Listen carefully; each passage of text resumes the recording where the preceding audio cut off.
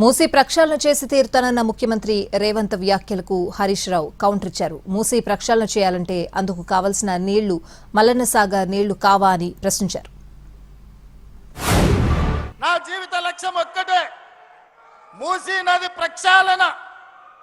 మోడీ సబర్మతి కాదు, ఢిల్లీ యమునా కాదు, యోగి గంగా నది కాదు. ఈ దేశానికి ఎవడు వచ్చినా మూసీ నది ప్రక్షాళన చూడడానికి రావాలి. దేశానికి తలమానికంగా మూసీ నది ప్రక్షాళన చేస్తా, ఒట్టేసి చెప్తున్నా, మూసీ పూర్తి చేస్తా.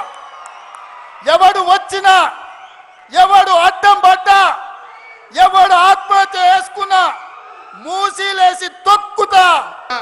మూసీలో నీళ్లు పోస్తా అంటు ఏవి నీళ్ళెక్కడి? కేసీఆర్ కట్టిన కాళేశ్వరం నీళ్లు కాదా? మేము కట్టిన మల్లన్న సాగర్ నీళ్లు కాదా? ఎక్కడిది మూసీ?